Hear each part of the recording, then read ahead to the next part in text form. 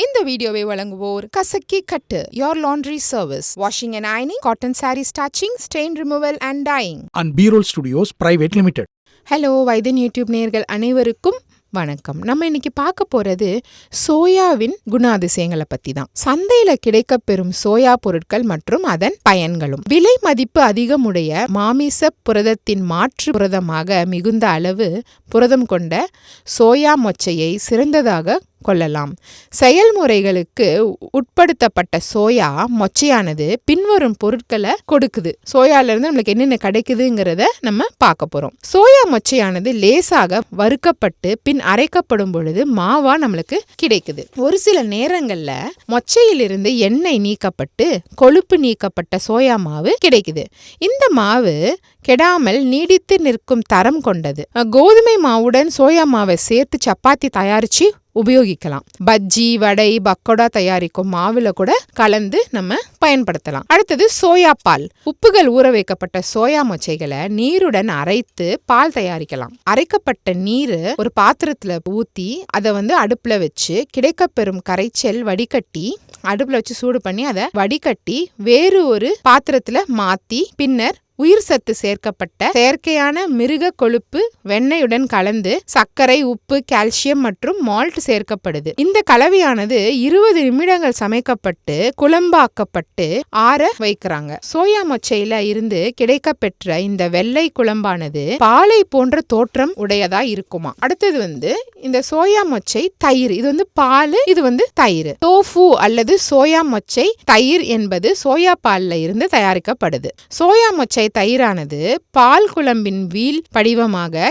Calcium sulphate சேர்ப்பதால மாற்றப்படுது. படிவதற்கு சிறிது நேரம் தரப்பட்டு பின்பு தனியாக எடுத்து கழுவி நல்லா காய வச்சிடணும். சாலட் வகைகளில் உபயோகப்படுகின்றது. முளைக்கட்டிய பயிர்.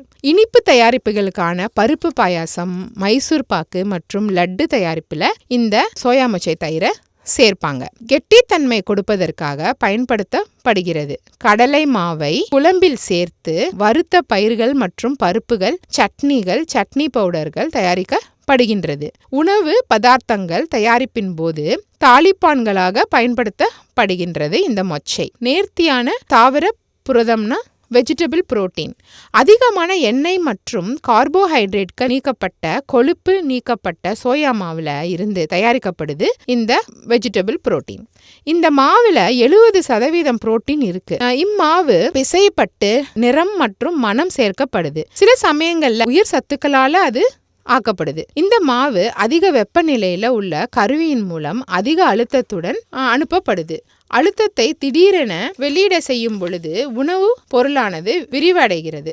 வெளியிடப்பட்ட துகள் பொருட்கள் சந்தையில நேர்த்தியான தாவரம் வெஜிடபிள் புரோட்டீனாக விற்க செய்யப்படுது. இப்பொருட்கள் மீண்டும் நீர் சேர்க்கப்பட்டு பல்வேறு காய்கறி மற்றும் அசைவ சமையல்ல உபயோகிக்கிறாங்க. அடுத்தது கூட்டு பொருளில் இருந்து தணிக்கப்பட்ட சோயா புரோட்டீன். தனித்த நிலையில உள்ள சோயா புரோட்டீன் என்பது செயல்பாட்டின் விளைவாக தனியாக்கப்பட்ட சோயா புரோட்டீன் துகள்களாக மாறும். இது உயிர் சத்துக்கள் மற்றும் தாது உப்புகளால் செறிவூட்டப்பட்டு துணை உணவாக உபயோகப்படுகிறது. அடுத்தது சோயா பொருட்களை தவிர சோயா சாஸ் மற்றும் சோயா பசை சீன உணவு வகை தயாரிப்பில் அதிக அளவில் உபயோகிக்கப்படுகின்றது. சமையலில் பயிர்களின் பங்கு. பயிர்கள் புரதம் மற்றும் விட்டமின் பி அதிகமான அளவில் இருக்கு. பயிர்கள் தானிய புரோட்டீன் தரத்தினை மேம்படுத்துது. அதிக புரோட்டீன் மற்றும் நார் சத்து பயிர்கள்ல இருப்பதால சாப்பிட்டவுடன் பயிர்கள் உண்ட திருப்தியை கொடுக்குது. பயிர்கள் பருப்பு, சாம்பார், ரசம் ஆகியவற்றின் நறுமணம் மற்றும் நிலைத்தன்மையை சிறப்பா செயல்படுத்துறாங்க. இட்லி, தோசை தயாரிப்புல இந்த சோயா